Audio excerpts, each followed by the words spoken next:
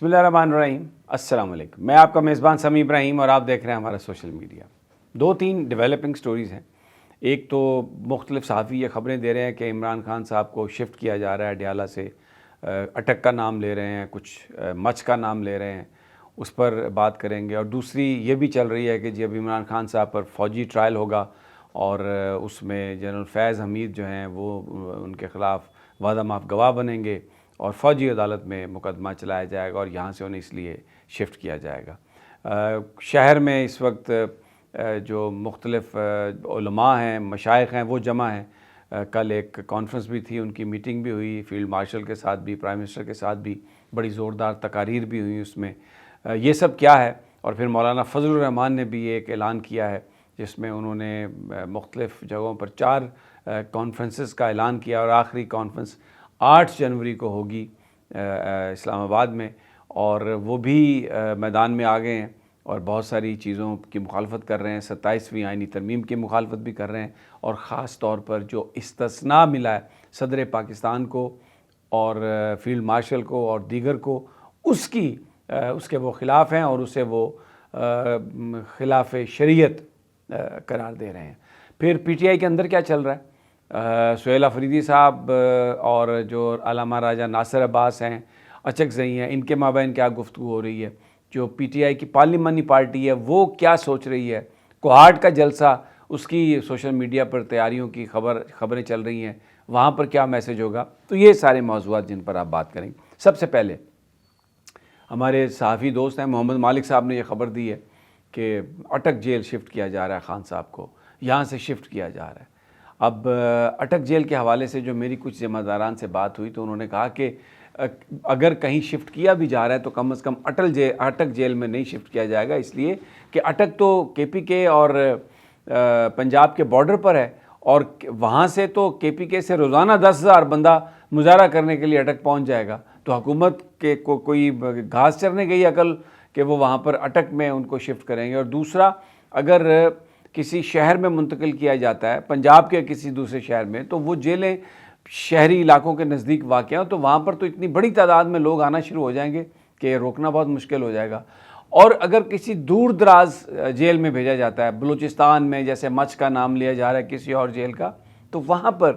کوئی ایسی میڈیکل سہولت نہیں ہے کہ جس میں اگر خدا نخواستہ کہیں کوئی تکلیف ہو جائے، کوئی انسان ویسے بھی بیمار ہو جاتا ہے، تو کس طریقے سے ان کو شفٹ کیا جائے، کہاں ان کو شفٹ کیا جائے گا؟ تو اس لیے ابھی وقتی طور پر ان کی جو شفٹنگ ہے وہ اس کا کوئی امکان زیر غور بھی نہیں ہے۔ دوسری جو ایک اہم بات انتہائی ذمہ دار جو سورسز ہیں انہوں نے بتائی کہ یہ بات بڑے ٹاپ لیول پر ڈسکس کی گئی ہے، عمران خان صاحب کا فوجی مقدمہ، فوجی ٹرائل اور آگے مزید پرسیکیوشن۔ تو اس پہ جو ایک ڈسکشن ہوئی ہے، اس ڈسکشن میں یہ مشورہ دیا گیا کہ شاید مسلم لیگ نون تو یہ چاہتی ہے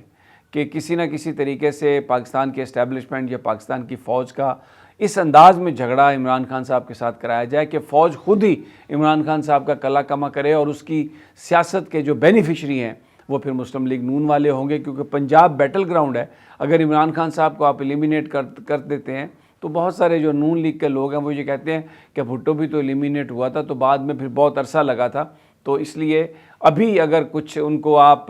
فوج کے ساتھ لڑائیں اور فوج ان کا مقدمہ چلائے، ان کو سزا سنا دے، تو اس کا جو سیاسی فائدہ ہوگا وہ مسلم لیگ نون کو ہوگا۔ تو اس لیے جس جگہ پر یہ بات ڈسکس ہوئی ہے وہاں پر یہ فیصلہ کیا گیا کہ ڈسکشنز کو مزید جاری رکھا جائے، لیکن وقتی طور پر جو عمران خان کے خلاف جو ٹرائل کی باتیں ہیں وہ بالکل فضول ہیں، اور ذرائع ہمیں یہ بتا رہے ہیں کہ فوجی عدالتوں میں مقدمہ چلانے کی کوئی تجویز اب زیر غور نہیں ہے۔ اس کی ایک وجہ یہ بھی ہے کہ جب 2 سال پہلے بھی یہ بات ہوئی تھی تو پھر اس وقت یورپین یونین کی طرف سے بڑا پریشر آیا تھا اور بڑا سوال پوچھا گیا تھا۔ برطانیہ نے عمران خان صاحب کے حوالے سے باقاعدہ رپورٹڈلی سوال پوچھ لیا تھا کہ بتائیے کہ کیا فوجی عدالتوں میں مقدمہ چلے گا یا نہیں، کیونکہ اسے جی ایس پی پلس سٹیٹس اور دوسرے جو بہت ساری چیزیں ہیں ان کے متاثر ہونے کا اندیشہ ہے۔ تو یہ نون لیگ کے جو لوگ ساتھ ہیں وہ پی ٹی آئی کو توڑنے کے لیے، مایوس کرنے کے لیے کہ اب عمران خان صاحب کا کوئی فیوچر نہیں ہے، فوج کے ساتھ بڑی لڑائی ہے، اس قسم کی باتیں کر رہے ہیں، تو نہ تو وہ اٹک جیل میں یا کہیں اور ان کو ابھی شفٹ کرنے کا کوئی پلان ہے، اور نہ ہی ان کے خلاف کوئی فوجی عدالتوں میں مقدمہ چلنے والی بات ہے۔ اور یہ جو اس وقت جو ایک بظاہر آپ کو کشیدگی نظر آ رہی ہے بیانات میں، وہ نون لیگ ڈیلیبریٹلی کر رہی ہے تاکہ فوج جو ہے اس کی اور عمران خان صاحب کی جو مزید آگے لڑائی کو کنٹینیو کیا جائے، کیونکہ ان کو یہ اندیشہ ہے، خطرہ ہے کہ اب سب کچھ تو ان سے چلا گیا، تو کہیں ایسا نہ ہو کہ اب ان کی فراغت کے دن آ جائیں۔ یہ ایک تھیوری جو ہے وہ چل رہی ہے۔ دوسرا، مشائخ کی پریس کانفرنس بھی ہوئی، اور یہاں پر ایک کانفرنس بھی ہوئی، اس میں بہت کھلی جو ہے نا باتیں کی گئیں کہ یقین دلایا گیا وہاں پر عاصم منیر صاحب کو کہ آپ کے خلاف یا فوج کے کسی کے جرنیل کے خلاف یا سپاہی کے خلاف بھی جو بات ہے اس کو برداشت نہیں کیا جائے گا۔ بالکل درست ہے، قوم بھی شاید اپنی فوج کے خلاف کوئی بات نہیں کرنا چاہتی، نہ ہی کوئی اس قسم کی بات اس وقت چل رہی ہے، لیکن مولانا فضل الرحمان نے اعلان کر دیا ہے 20 دسمبر کو، پھر 23 دسمبر کو، پھر 8 جنوری کو اسلام آباد میں، یہ کراچی میں، لیاری میں اور سکھر وغیرہ لاڑکانہ میں یہ جلسے کریں گے، اور پھر آئیں گے اسلام آباد میں، اور اس میں تقی عثمانی اور دوسرے علماء بھی شرکت کریں گے۔ 27ویں ترمیم کو چیلنج کر رہے ہیں، لیکن مولانا کے قریبی ذرائع یہ کہتے ہیں کہ یہ جو ادھر اسلام آباد میں مشائخ کانفرنس ہوئی ہے، یہ بنیادی طور پر جو استثناء کی بات ہے، جس کو یہ کہتے ہیں مولانا فضل الرحمان اور علماء قرار دیتے ہیں کہ یہ اسلامی شاعر کے خلاف ہے، یہ کانفرنس بھی اس کو کاؤنٹر کرنے کے لیے بلائی گئی مشائخ کانفرنس، اور اس میں جو گفتگو کی گئی ہے یہ یقین دلایا گیا کہ استثناء جو ہے شاید اس کو نہیں چھیڑا جائے گا، لیکن مولانا فضل الرحمان 27ویں آئینی ترمیم کے خلاف ہیں، اور یہ جو استثناء کی بات ہے خاص طور پر وہ اس کے خلاف ہیں، اور وہ کہتے ہیں کہ ہم اس کے خلاف تحریک چلائیں گے اور اس کو نہیں اس صورتحال میں برقرار رکھیں گے۔ تو بڑا ویری انٹرسٹنگ یہ ایک سینیریو بنا ہے۔ تحریک انصاف کے اندر سہیل آفریدی کے اس بیان نے کہ وہ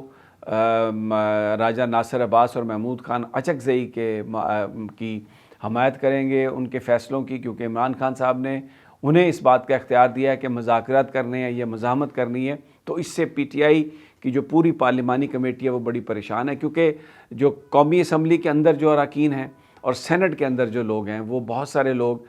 ناصر عباس صاحب اور محمود خان اچکزئی صاحب کو تسلیم کرنے سے انکاری ہیں، اور اس کی وجہ کوئی بھی ہو سکتی ہے۔ وہ جینوئنلی بھی یہ محسوس کر سکتے ہیں کہ یہ ان کا استحقاق ہے، کمپرومائز بھی ہو سکتے ہیں، اور کچھ لوگ ایگو کی بنیاد پر بھی یہ کہہ سکتے ہیں کہ کیا ہم انکمپیٹنٹ تھے کہ ہمارے اوپر ایک لیڈرشپ لگائی گئی ہے۔ لیکن در حقیقت عمران خان کا یہ جو فیصلہ ہے، جو عمران خان کے قریبی ذرائع ہیں وہ یہ کہتے ہیں کہ بہت زیادہ یہ حکمت پر مبنی ہے، اور اس میں ایک بڑی وسیع سوچ ہے اور آگے کی سوچ ہے کہ اچکزئی صاحب اور علامہ راجہ ناصر عباس صاحب کسی بھی جماعت کے ساتھ، کسی بھی گروہ کے ساتھ، کسی بھی فریق کے ساتھ مذاکرات کر سکتے ہیں، اور پی ٹی آئی ان کے پیچھے کھڑی ہوگی، اور اگر وہ مزاحمت کے لیے بھی کوئی الائنس بناتے ہیں تو اس میں بھی پی ٹی آئی ان کے پیچھے کھڑی ہوگی، اور جو 2-3 سال پی ٹی آئی کے جو لیڈرشپ ہے جو نہیں کر سکی، خان صاحب کو یہ توقع ہے کہ یہ کریں گے۔ اور اب صورتحال یہ جو سہیل آفریدی ہیں انہوں نے واضح کر دیا ہے کہ یہ عوام اور عمران خان کا یہ معاملہ ہے، اور جو ناصر عباس صاحب اور اچکزئی صاحب کہیں گے وہ اس کو پوری طرح اس کی تائید کریں گے۔ پی ٹی آئی کے کارکن، سپورٹر، ووٹر بھی اس کے ساتھ آئیں گے، اور جو ایم این اے، ایم پی اے، سینیٹرز نہیں آئیں گے وہ ان کی مرضی ہے وہ نہ آئیں، لیکن ان کی تعداد بہت قلیل ہوگی، اور یہ ایک بہت بڑی موومنٹ بن جائے گی۔ اگلی ویڈیو تک اجازت، جلد ملاقات ہوگی، اللہ نے کے بعد۔